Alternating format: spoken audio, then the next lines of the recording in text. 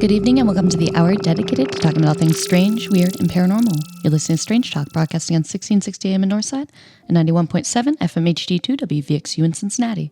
We're also streaming at radioartifact.com around the entire planet Earth. The intro track to this episode and most of our episodes is the Strange Talk intro by Starsilk. I'm your host, Alyx. And we also have Ginelle. There we go. Hello. Oh, there we go. Yes. I think you are stuck on mute for a second. And we have a very special guest tonight, too, if you would like to introduce yourself. Yes, my name is Zach Bales. I'm a public school teacher from down in Somerset, Kentucky. I'm an author, and I run a museum down in Pulaski County that is dedicated to all things that go bump in the night. It's called the Nightmare Gallery. Yes, the Nightmare Gallery. Awesome. You also recently became a colonel. Does that become officially like part of your name now? Do you have to introduce yourself that way every time? I think that's an option, but I haven't went that direction. Not yet. No, maybe someday. Who knows? That is amazing. That's so awesome. Yeah, well, thank you so much for joining us tonight. So, we heard about your Nightmare Gallery. Alyx and I were recently at Scarefest. Mm-hmm. And this gentleman came up to our booth and he was like, I don't really have any stories myself for your radio show, but I know of this guy in my hometown that has this gallery that I think you both need to check out. And sure enough, yeah, so we did. We looked into it. We're so happy to have you here tonight. So as you mentioned, English teacher, author, and museum owner or gallery owner in this case. So kind of like, how did you get started in that a little bit? Like, what led you down this path of sort of like paranormal, the things that go bump in the night? Was that always an interest for you as a kid, or did you kind of like come into it a little bit? I always thank my parents for getting me into this sort of stuff. They were school teachers just like me, and every summer they would put us me and my brother in the back seat of the car, and we'd take off on a family vacation. This is what teachers, I guess, would do at the time. And we'd drive, one summer we drove to Yellowstone National Park, one summer to the Grand Canyon. Well, I'll never forget the year we went to the Grand Canyon. I never really interested, I don't think, into the paranormal until we were cruising down the highway there in New Mexico on our way to Arizona. And there were all these billboards along the side of the road that said brand new museum opening Roswell, New Mexico, UFO museum, grand opening, stop here, however many miles off the interstate. And that always intrigued me. Driving down the road, seeing these things, or I was in the back seat at the time, but my parents were down the road and seeing these. And I kept telling them, I said, we ought to go to this. We ought to go to this. It sounds like fun. It sounds like, it never really occurred to me. How can you have a museum dedicated to UFOs? Because up to that point in my life, I guess I was under the impression that UFOs were, just not a real thing, or wasn't it was all fiction. So how can you have a museum based on this? And that little trip, we went out of the way, and that kind of got me interested in this, seeing those exhibits, seeing the displays that they had based upon that famous UFO incident back in the 1940s. That piqued a lifelong interest in all things that go bump in the night. What I call the unusual, the unexplained, and the otherworldly. Nice. That's such a great way to describe that. Our show's tagline is all things strange, weird, and paranormal. So that parallels so perfectly. Yes, Absolutely. yes. No, that's awesome. So I also noticed when talking about your nightmare gallery, sometimes you refer to it as the Paranormal Roadtrippers Nightmare Gallery. Is that because you tend to go out a little bit and sort of like explore different states? Because I did notice, I mean, you've been all across the US and even international, you know, seemingly looking for some of these unusual and, you know, strange that's out there. Yeah.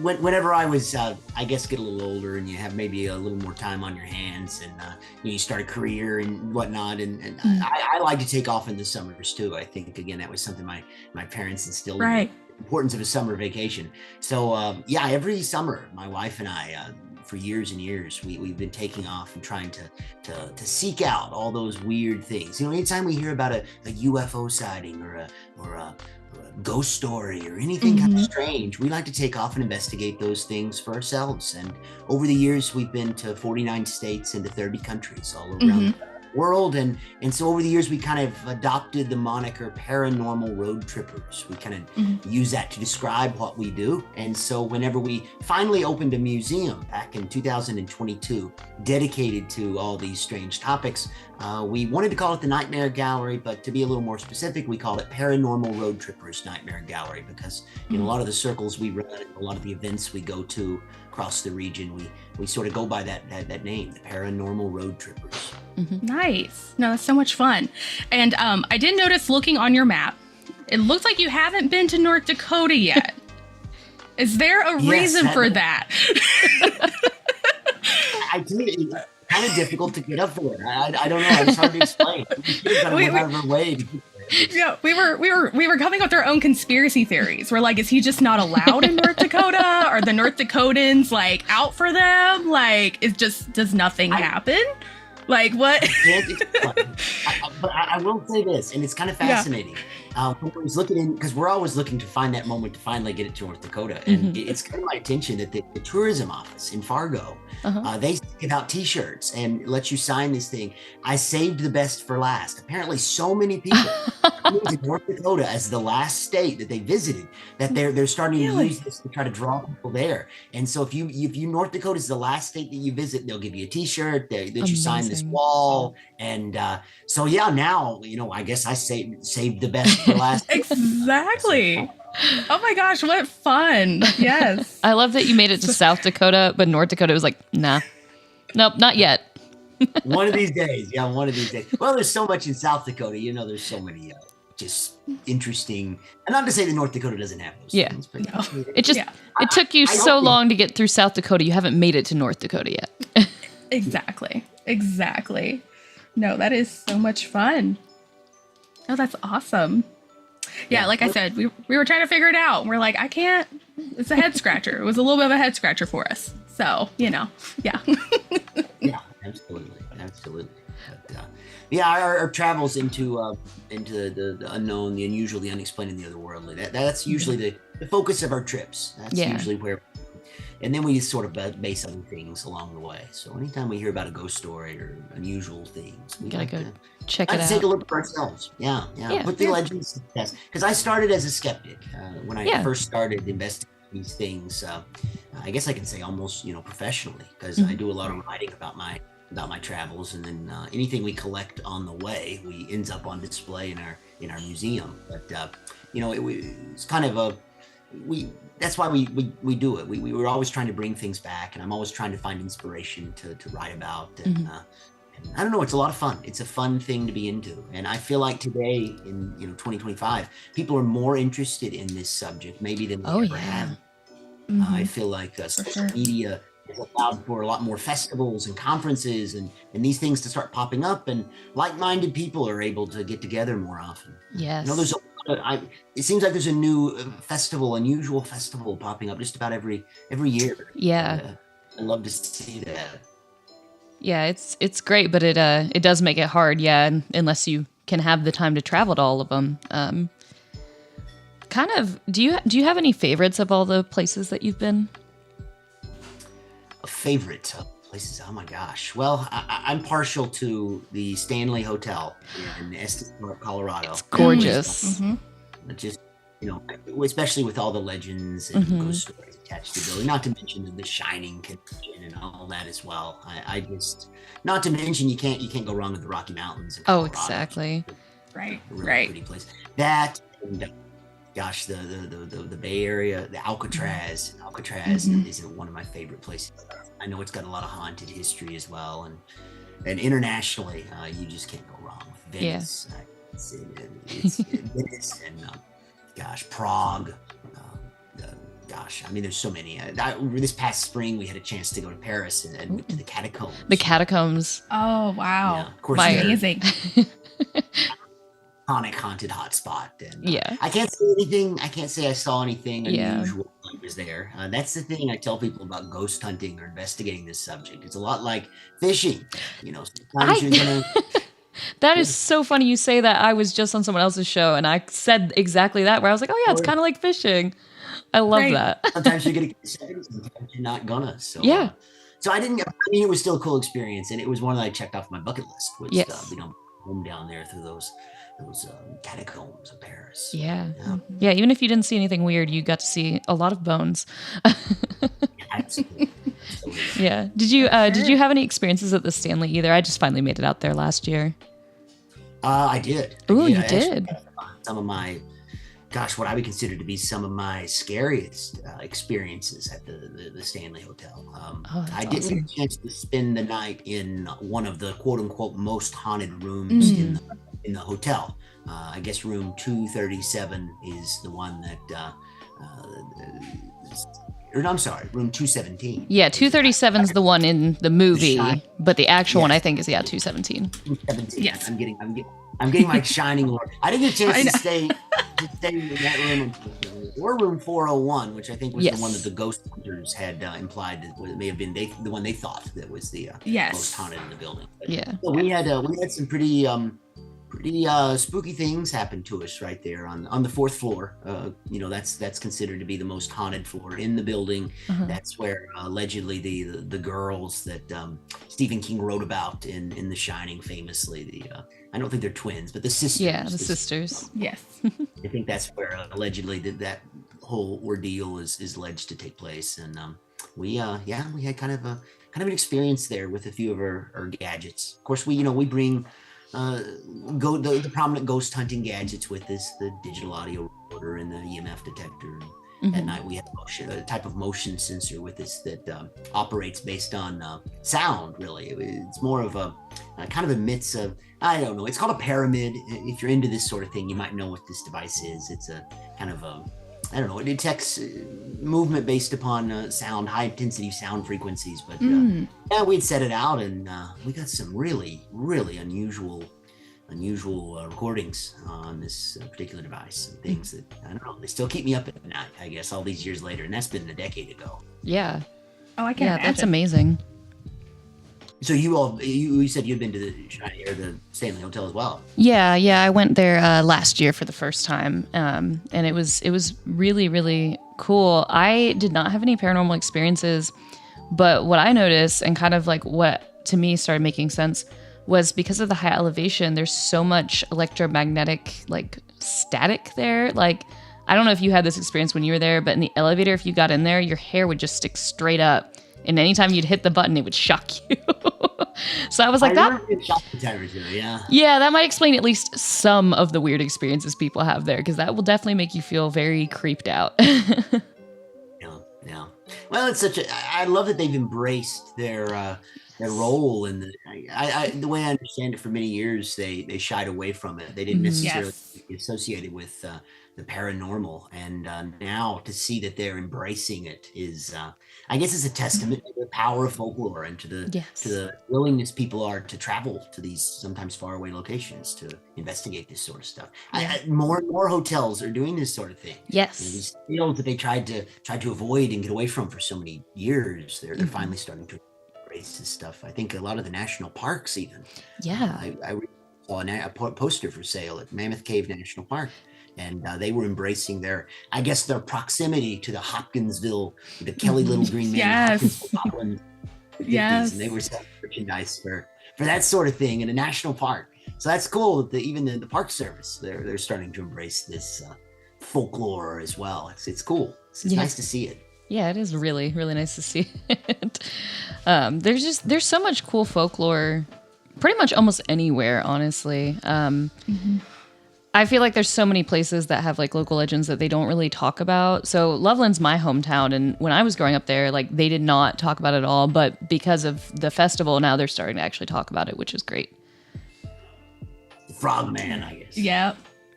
Loveland Frogman. I have not made it to the event there, but I've heard really good things. Yeah, it's really cool. Yes. Yeah, no, it's really nice. Alyx usually is there. Yeah. For the most part, whether they're taking pictures or having a booth. But no, it is totally right. I remember we would normally go to Mothman Fest in Point Pleasant. I feel like that is definitely an example of a small town that kind of rallied behind is sort of like supernatural history and things along those lines. And it took a little bit. The Frogman Festival has not been going on for too long, but yes, I think they're finally embracing it a little bit. Yeah, the town is finally. Yeah, the town is finally embracing it. They're a little skeptical at first, but they're finally getting into it. So it is very neat to see all that take place and sort of pick up from there. My wife for and I sure. went to the Mothman Festival for several years now, and it started as a very, very small event. Oh yeah, it did. 15, 20 years ago, it was a tiny little event, and just around the statue, and that was about it. I think before that, it was actually inside of the mason jar store, just a couple of tables, and maybe it was and now, God, you get tens of thousands of people showing up to this from all over the world, and it's inspiring, really. It's inspiring to see the power of folklore. Yeah, for sure. Even internationally, I've heard people with British accents and German accents, and it's incredible to me. There was a couple people at Mothman Fest this year. I think that they said they came over, from England to go to the festival, which is wild. Right. Right. No, it truly is. So I know you've been talking a little bit about your ghost hunting experience, and you've talked about how kind of like UFO, just a bit, that sort of like put it on your radar about some of these paranormal things. I did see that one of your books is based around Bigfoot. So have you gone out Bigfoot hunting to like a couple of these national parks or things to see if there is a Bigfoot out there, or do you stick kind of like in Kentucky as well? Because supposedly he hangs around there too.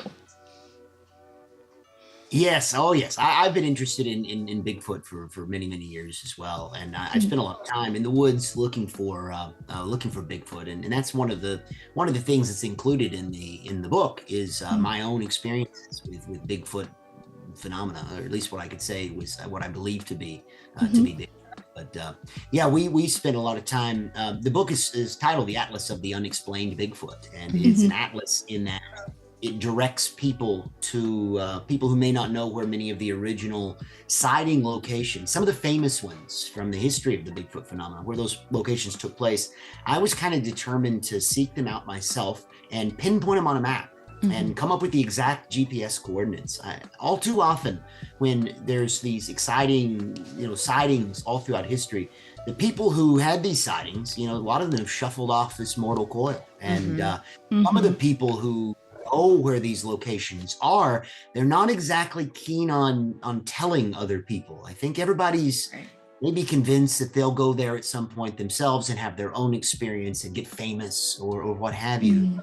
And so I don't know, that's always kind of upset me in a little bit, because I feel like we're going to lose a lot of that history. It'll get lost in the fog of memory and time. And so that was why my wife and I kind of set out to do the research necessary to creating this book. We wanted to find a lot of those original locations that were at risk of maybe being lost, and pinpointing the exact coordinates to those locations. So the whole book contains maps. The Bluff Creek film site, we had a chance to spend a lot of time there in Northern California, not far from Orleans, California, I guess, but it's way off in the Six Rivers National Forest. Very hard to get to, notoriously hard to get to, especially depending on the time of year you're trying to get there. It might even be impossible. to get there, but very difficult to get there. And we were trying to make it easier on people because we had followed some of the directions that we'd found online, and we went. And to be honest with you, the very first time we went, we didn't even make it. We got so turned around in the directions that were available online, we didn't even find the right spot. And when we got home, that was only then that we realized, oh, that wasn't it. And so, gosh, we're going to take another trip to California to figure it out. And that was pretty much what made me realize, there's got to be a better way. There's got to be a better way. There needs to be pictures out there. There needs to be coordinates. There needs to be much more detailed directions to get there. Yeah. So yes, our Bigfoot investigations have taken us to as far away as California. But I do a lot of research here in Kentucky as well, because like you said, Kentucky has, and Ohio, both Kentucky and West Ohio Virginia. Are historic, and historic hotspots for the Bigfoot phenomena. Right. And I always tell people at our museum, because the Nightmare Gallery is dedicated mostly to regional phenomena, including regional Bigfoot tales. And I always tell my guests that some of the earliest documented Bigfoot sightings actually took place here in Kentucky. Daniel Boone himself famously claimed to have encountered a Bigfoot type creature as he was blazing a trail across the Cumberland Gap. Called the creature at the time a Yahoo. Travels was popular, and in that book, Gulliver ran into a race of ape-like creatures called Yahoos. And so Boone's favorite book, and so he didn't know any better. He went around telling everybody, I ran into one of those Yahoos at a place that is believed to be modern day McCrae County, Kentucky, Whitley City, Kentucky. And still to this day, the location where Boone allegedly ran into that Yahoo, it still goes by the name of Yahoo. It's called Yahoo Falls. It's a popular picnic area. Hundreds of people a day go there in the summer months. Most of them probably aren't aware of the Bigfoot history of the site. But if you ask the Kentucky State Park Service, why do you call this Yahoo Falls? What a weird name. They'll tell you, well, that's because that's where Daniel Boone killed the Yahoo. He claimed to have shot and killed this creature on site back in 1786. Wow, that's amazing. I know. So that's just part of the folklore that we try to preserve at the museum. Anytime we hear about regional legends like this, we try to create displays, exhibits for them, and I don't know, try to capture imaginations. A lot of people who live in the area aren't even familiar with they're not really familiar with the local folklore, which is a shame. Because, and I always tell guests to the gallery this, there's an old saying about legends that they only live as long as the last person who remembers them. Yes. So we don't strive to keep our local folklore, our local legends alive. And sooner or later, these tales might just disappear, or they might die completely. And to us, it'd be a real shame. Yep. Oh, I completely agree.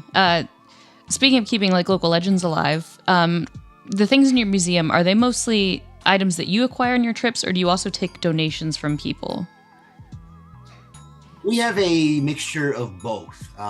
As I said, we're always trying to base our trips around weird things that whether it be museums or local legends elsewhere in the world. And so we're always trying to bring back bits and pieces of other souvenirs, different things. But we also accept donations at the museum. I actually have I got an email, gosh, this is probably 48 hours ago, of a lady here in Kentucky who she said she has an object in her house that she doesn't really want to have in her house anymore. Actually, it's multiple objects. She thinks they might be haunted, and she's wanting to get rid of them. And so I told her that I'm going to try and swing by her home, which is a little ways from my house, so I'm going to have to make a little bit of a drive. But she acts like she's living in fear of these particular objects. And so I'm going to try and swing by this weekend and pick these things up and give them a place to stay at the Nightmare Gallery. You'd be surprised how many people are reaching out to us from sometimes hundreds of miles away, sometimes thousands of miles away. Oh my goodness. Wanting to get rid of things that have been getting them trouble. A lot of haunted objects. Yes. Yeah. You'd be surprised how many people reach out to us, which oftentimes it's untenable for us to try to make it to these locations, and people maybe don't have the means to try and travel themselves to get to our location. So a lot of them, unfortunately, go unanswered. Yeah. Some of these, anytime there's something close to our area. And so, yeah, a lot of the really interesting tales and things of items in our museum were things that were donated to us by people all over this area. Yeah. You can probably see in my background, I have a collection of dolls that are mostly haunted dolls that people were like, I need this out of my house. Okay. And so my house has also become a small museum of haunted objects that people did not want in their homes anymore. And I went, yeah, I'll take it. Now, do you ever have any unusual activity, I wonder, out of the dolls? I don't. And that's sort of the amazing thing. I've had people who will like sort of let me borrow these objects, and when I give them back to them, they're like, they don't seem to be haunted anymore. And I'm like, I didn't really do anything, so I'm not sure why. Maybe it's because I want to see it too bad. I don't really know. But I feel the same way. A lot of our guests at the museum, they'll come in with stories about how they've experienced this and that, and they'll ask me all the time, what have you experienced at the museum, and with different of our haunted objects. And I'm not as sensitive, I don't think, to this sort of thing perhaps as other people are. And so unfortunately, a lot of the items that we have in our collection, I haven't personally witnessed any paranormal activity out of them. However, I have had guests to the museum shout and scream. I'll have my back to a glass case speaking about something that's in it.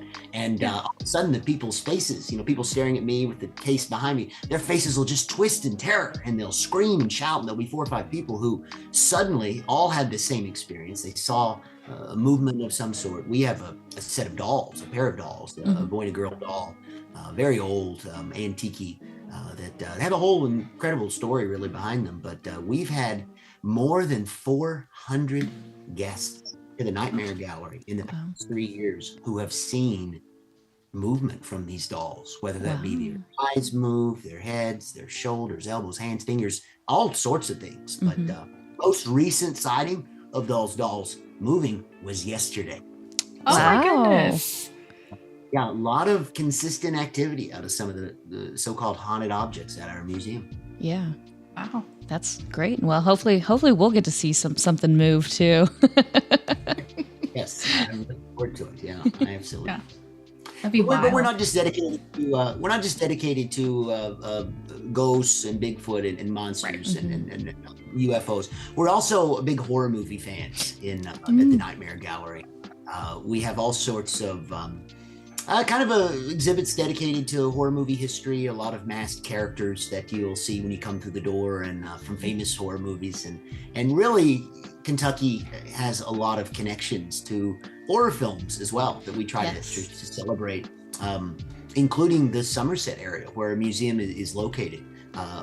Believe it or not, the man who was responsible for coming up with the look of Michael Myers from the Halloween series, the guy who realized that if you take a Captain Kirk mask and you spray paint it white, that's pretty spooky. That guy's name was Tommy Lee Wallace, and he was born and raised in Somerset. So we have quite a shrine, you might say, built for him. And he was also the screenwriter, and director of It, the original It from the series.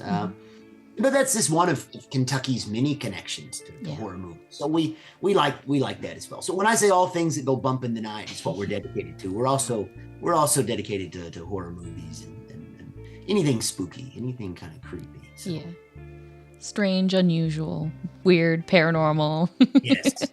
We also have a number of screen-used horror movie props and costume pieces and all sorts of different items that have appeared actually on screen in a number of horror movies. We have props from the Friday the 13th series, the Child's Play series, the Texas Chainsaw Massacre series, as well as the Scream series, a lot of the big ones, and then some lesser known, but some of our very favorite films, even some very recent ones that we have some props. So I don't know, we're always adding things. So even if you've been to the Nightmare Gallery before, I guarantee if you wait a year and come back, it's completely different. We've moved things around, added things. It's a work in progress, and we're hoping that it'll keep going for indefinitely, I guess, for years and years to come. Yeah, well, I mean, you've got people spreading the word about the museum at Scarefest, so that's a great sign too that it's on the up and up.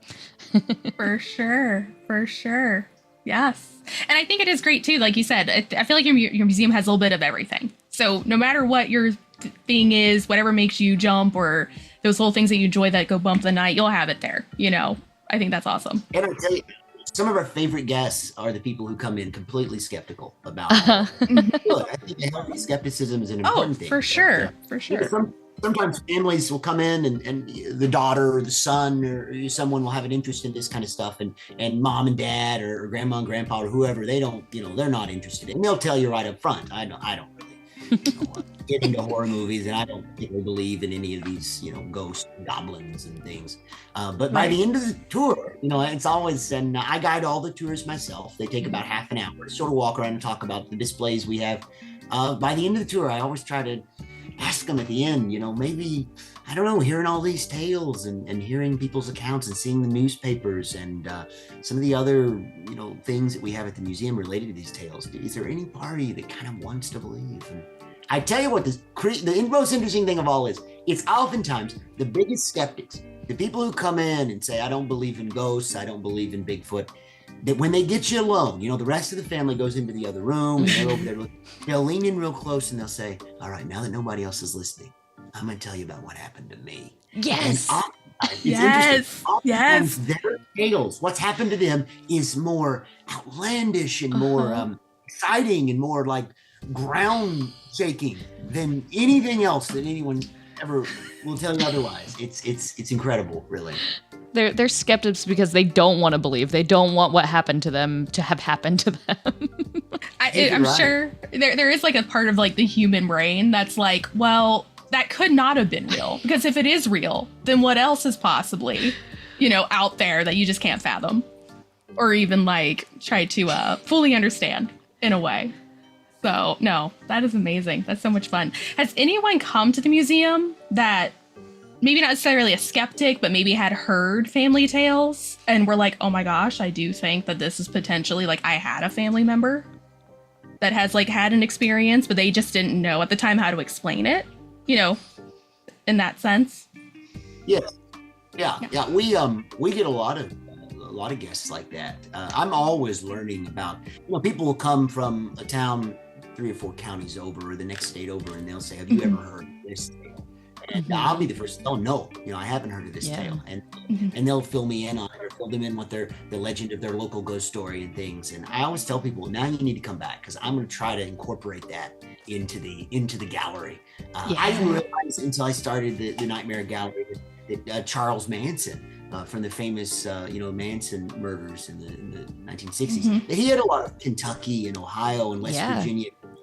Grew up in a number of towns and spent time with family members in a lot of the communities. There's a house here in Kentucky that he spent a lot of his youth in, and I had no idea until I opened the gallery, and you start hearing these tales from people and their experiences, and I've been in there, I spent the night in there, and these things, and so it's fascinating. I learned as much as anybody else at the Nightmare Gallery. Yeah, that's awesome. Charles Manson did spend a lot of time in Cincinnati, and because I'm from there originally, I was at a bar and grill there one time, and the owner actually came out, and we were sitting on the back deck, and he said actually that Charles Manson had fallen off that deck once, and if he had been about a couple inches back, he would have hit his head on a stump and been dead. But he happened to just miss this tree stump, and so survived the fall off this very tall deck, because Cincinnati's all hills. And I was like, that is amazing. I've never been able to find anything to, prove that that's true. But I mean, the way he said it was with such conviction that I was like, I'd like to believe that. Yeah, that's cool. That is cool. For sure. I love connections like that. That's yeah.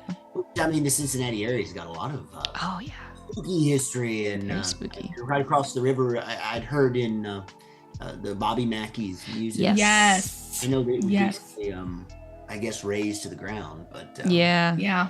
I hated to hear that, but I never had a chance, unfortunately, to visit that location. Did you all ever get a chance to visit Bobby Mackey's? I have been there, but I never got to go down into the basement where the activity was supposed to happen.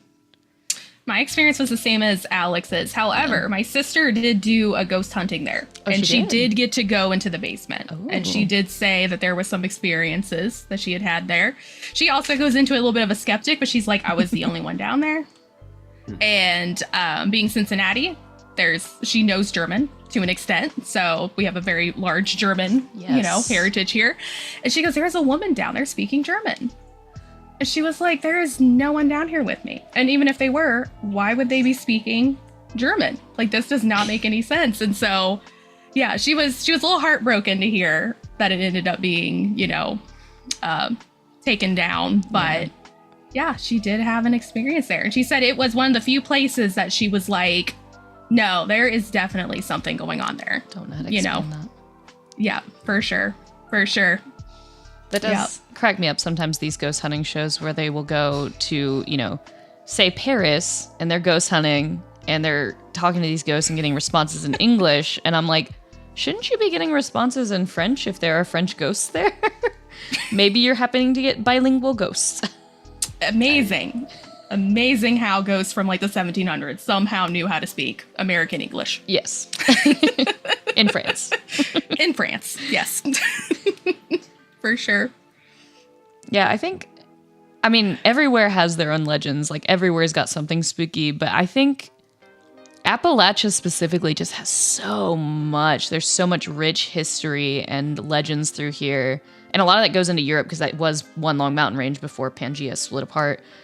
And it just makes me wonder, like, what is in these hills that makes it so spooky? Well, I tell you, the museum, I call this region the Bluegrass Triangle, a region here in South Carolina. It's very paranormally active. And I often cite the Civil War history. A lot of major battles. One of the bloodiest Civil War, the Battle of Perryville, the Union's first victory. I cite, of course, the Native American history in this area. The Cherokee leader by the name of Dragon Canoe, who famously referred to Kentucky as the dark and bloody ground, tried to warn settlers not to stop, not to settle here. Of course, that didn't stop them from Didn't work out. I mean, there's a lot of different reasons. The Bluegrass Army Depot in Richmond. You all are familiar, you said earlier, with the Mothman legend, and the TNT area, of course, north of Point Pleasant, West Virginia, with the igloos where they store that's considered to be a sort of a nexus of paranormal activity, perhaps because of the existence of the TNT that seep down into the earth and these things. Well, the Bluegrass Army Depot is basically the same thing, but much, much larger. We're talking hundreds and hundreds of these igloos that are, and actually it was the chemical weapons, which were outlawed after the world wars, and they sat here and would, according to local reports, would seep down into the soil and get into waterways, and all these things. I think they've since they've slowly disposed one by one of the the chemical stockpile that was at the Bluegrass Army Depot. But is it possible that the same sort of thing that was going on up in Point Pleasant with the contaminants and whatnot or happened in this area as well? I certainly think it's a possibility. And there's a lot of reasons, and I talk about all these reasons at the gallery, but I call it the Bluegrass Triangle, kind of like the Bermuda Triangle, because of all the weird stuff that people have experienced all across the region. Yeah, that is a fantastic name for it. And that's really funny you bring up the TNT area too, because the first time that we ever went out there, it wasn't on like your traditional maps back then. We found a little hand-drawn map on someone's blog that was drawn on a napkin on how to get to the TNT area. And I still have that saved in my phone. That's still how I find it every time, even though it is now on actual maps and they will just like bust you back there. But yeah, you used to have to find a specific forum or somebody's blog post to find like this hand-drawn map that maybe isn't very good to try to figure out how to get to these places, and you may or may not be right. We got lost several times. Yes, several times. In the woods. After I finished writing about Bigfoot maps, I wrote a book about some of the UFO sightings, and one of my ones was over the Mothman, and I was determined to pinpoint the exact locations where many of the original Mothman sightings took place. And a few of those were actually out in the area at homes, because back in the 1960s there were homes in the area right nearby to these igloos. Homes aren't there anymore. But several of the famous sightings that took place in the era were very difficult to find, and I had to collaborate with several of the locals. We had to get our hiking boots on and hike way out into the area and try to find these things down. But we got them down to an exact coordinates within just a few yards, perhaps, of where they famous incidences took place. Marcella Bennett, famously, she was so shocked by the appearance of the Mothman at a home in the TNT area that she was holding her baby Tina at the time. She dropped the child. Yeah. So shocked by the appearance of this creature that she dropped the child and was frozen in fear for several minutes or several seconds before I think it was her relative sort of grabbed her and the baby as well. The baby was fine, by the way. Yeah. Tina's fine.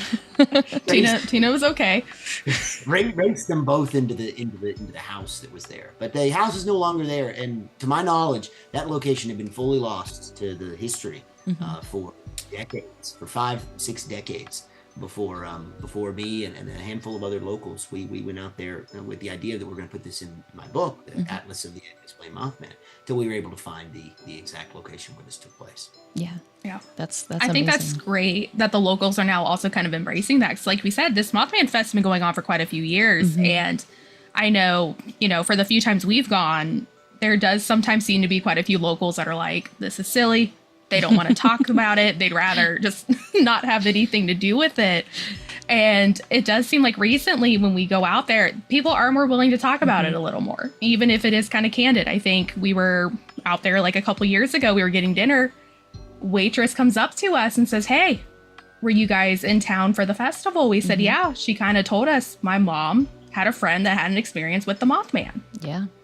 And sort of told us that tale. And I don't know if that would have happened, Oh no. 15, 20 years ago. There have been no way. She was like, her friend was never the same again. And it was just, it's interesting. And the people are embracing a bit. The original Mothman witnesses, Roger Scarberry. The Scarberrys. Driving the car that night during the famous chase on the highway in November of 1966.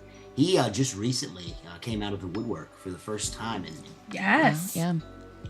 He basically, I guess, faced a lot of ridicule when he had come forward. Oh, yeah. originally, Right. And wanted to escape the town, wanted to escape the legend, and had Yes. moved a pretty significant distance from Point Pleasant. It's not too far, I guess, kind of between us, Cincinnati and Somerset. And just recently came out of the woodwork to finally tell his story for the first time in so many. So yeah, that was kind of a big moment when he finally came forward. We have Of course, it's kind of a misconception. I always tell people, the Mothman was sighted before that. Right.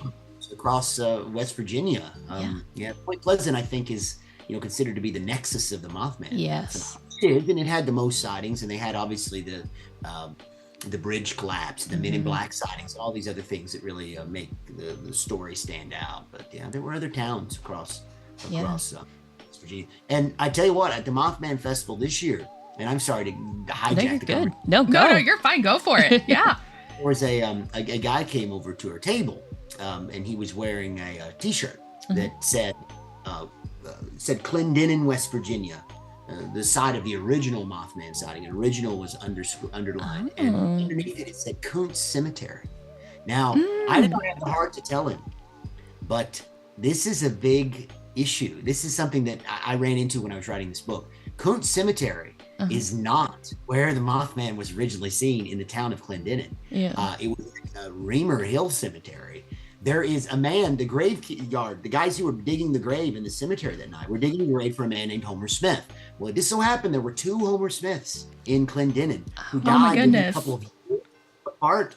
And Kuntz Cemetery, there is a grave that says Homer Smith's grave, and the state of West Virginia recognized that cemetery. One of their historic societies recognized that cemetery as the one where the Mothman had flown over the graveyard. But if you actually look into the history, that Homer Smith, he died a couple years before the Mothman was ever seen. And the actual cemetery is Reamer Hill Cemetery. And so there's a lot of misinformation out there. Yes. And that's why I'm determined to keep documenting these things and writing about these tales and finding the exact locations, because in my estimation, if we don't do these things, then sooner or later, everybody will be wearing around T-shirts that say Kuntz Cemetery was the cemetery where it happened, when in fact, 10 miles away was where the actual sighting took place. We're gonna end up with a two graves, two Homer Smith's graves Yeah. in the two Homer Smith's graves in the town of Clinton in West Virginia. the odds of Years that. apart. Yeah, I know. I mean, bad luck. Smith is a common last name, but Right. That's true. yeah, we've definitely had similar problems in Loveland because most of the people who saw the frog originally are not alive, or also most of the first sightings were police who were then ridiculed, and then they later retracted. Oh no, we didn't see a frog. We saw a tailless iguana, because they were getting made fun of, and so they kind of recounted their tale. But the problem with that is, I think that's part of why people don't really talk about there is just like there's not really anybody to tell their stories anymore. Up until the sighting when people were playing Pokemon Go, and there was finally a recent sighting of the Loveland frog that kind of revived a lot of that as well. I think that's fun. Yeah, it's tricky trying to get that history like right when it happens to make sure it doesn't get lost. For sure. That's amazing. Mentioning the Bluegrass Triangle, have you ever been to the Bermuda Triangle, or is that somewhere on your list to go to? Oh, I've never been down that way. I'd love to. I'd love to make it. So. Yeah. But That might have to be the final place, if you think about it, though. That might just have to be like the end. You never know. I don't have to. Yeah. They never come back. Right. That's what I mean. Like that might just have to be it. Yeah. When you're ready to retire, you can pull a Bilbo Baggins and go to the Bermuda Triangle and just kind of disappear on people and become your own legend. Yep. What a way to go. What a way to go. Oh, That's really good. Yeah. You mentioned you have another book right now, your passport book. So I wanted to make sure we talked about that. Something I've been absolutely. It's something I've been putting together for a couple years now. It's actually hot off the press. I got my first copies of this passport just a week ago. I was hoping to have them before Halloween, because this passport is more geared towards spooky stuff and people would be more interested in it at Halloween. But I'll have it for Christmas. I'm calling it the Paranormal Passport of South Central Kentucky. Years ago, they had a bourbon trail passport here in Kentucky. Oh yeah, yes. You went into all the different distilleries and you got the stamp at each distillery. Went to all, however many there were at the time, and you sent the passport. It got all the stamps, and then you sent the passport in. They would send you a T-shirt or a prize of some sort. I believe it was a T-shirt. I think I have one myself. But long story short, I was determined to create a passport related to this area of Kentucky where a museum is in. So I selected 12 of sort of the strange places around here, not just ghost stories, but also some of the cryptid sightings that have been here around here. Even some of the true crime sightings. One of the country's most notorious serial killers actually spent a lot of time in South Central Kentucky. The Angel of Death, Donald Harvey, actually. Murders and dirty work in this area. So, but I found those as well as a UFO. There was a famous UFO abduction case from this area as well. And long story short, I took 12 of these unusual sites and I created a passport for them. And then I reached out to a lot of local businesses and even the state park in this area and a couple of state parks in this area, the National Monument in this area as well. And they've all agreed to be the passport sticker pickup points. And so people who get the passport, they come to the gallery, they buy the passport here. I'm selling them for $12, and that actually just helps me recoup the price of the passport. And then I've actually put stickers all around South Central Kentucky. So if you go to each of these locations, there's a customized sticker, and you put each one in your passport. And then you come back, and if you get them all, I'll give you a prize as well. So we've got it all set up and ready to go. I think our plan is to kickstart this thing at the beginning of December. So if you're looking for an unusual Christmas gift or something for somebody, have them come down to the gallery and get a paranormal passport.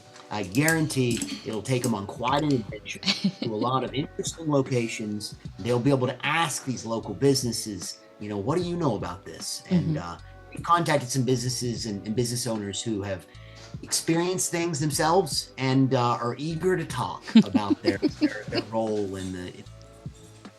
Definitely something.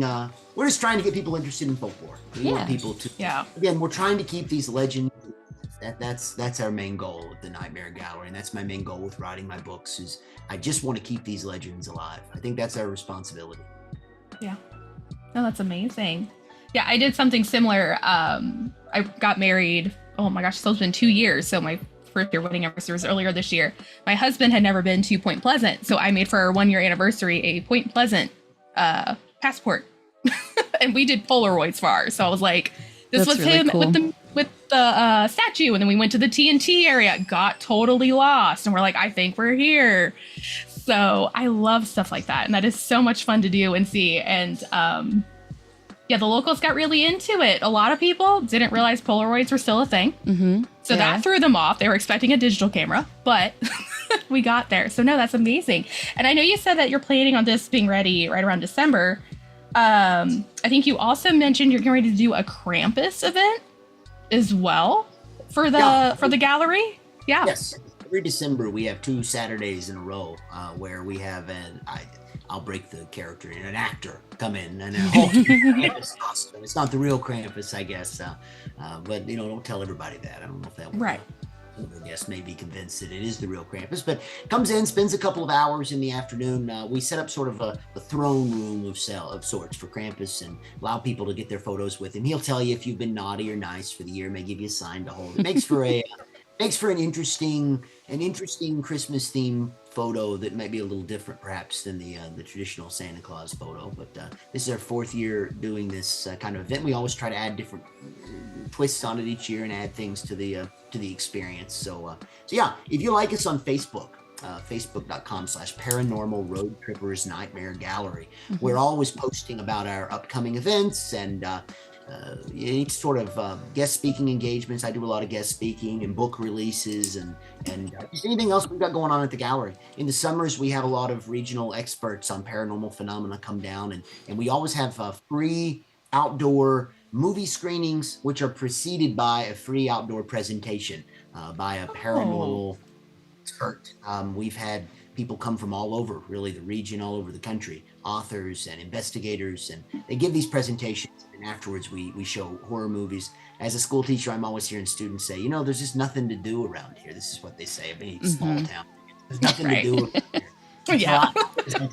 Now that's not true, because by golly, I know once a month on a Saturday night there's a weird presentation going on in a horror. Try to make sure horror movies are all PG-13, so the kids, maybe younger people, can come see these things. And there's Krampus coming around Christmas, and there's a passport that you can go to these haunted locations. So there's always something to do. So I always throw that in the students when they tell me this. I always like to throw that in their face and say, no, I know that's not true. You're not looking in the right places. Right. That's awesome. No, and you're so true. That's the number one thing you hear. They're like, I don't have anything to do anymore. Like, well, I got at least one thing for you, maybe 2. So get out there and have some fun. So, yes, that's amazing. I feel like any kid, if left alone long enough, eventually will start getting into like ghost hunting or some kind of folklore if you give them enough time. At least that's what happened to me. Well, we're at the top of the hour here. Thank you so much for coming on, and we can't wait to check out the museum. Is there anything else you want to make sure we talked about before we sign off for the night? No, not really. I just, tours are free of the Nightmare Gallery. All you got to do is go to nightmaregallery.net. Somerset's located not far from I-75, just south, about an hour's drive south of Lexington. Mm-hmm. So, come see us, book a tour. I guide all the tours myself. It's very easy to book a tour. If you go to nightmaregallery.net, you just select the time you'd like to come, and I'm usually there with a smiling face. If I'm not there, it's probably my dad. It's a home-owned business. My gosh, what fun! Yeah. My dad wasn't always interested in stuff. He's listened to me give enough tours that he doesn't need a tour himself. Some people probably prefer his tour at this point, so that's good. Oh my goodness. Well, that's been awesome. It's been great having you on here, Zach. I think, we're definitely going to be checking you out soon. And hopefully some of our listeners head on down, do a passport, maybe get a picture with Krampus. Yeah. And see what's going on. Yeah, it's been a pleasure speaking with you all tonight. Anytime you all are interested in catching back up, I'd be happy to do it. Oh, of course. Absolutely. And you're not that far, so. It's true. Awesome. Well, we'll go ahead and sign off for the night. Good night. And good luck.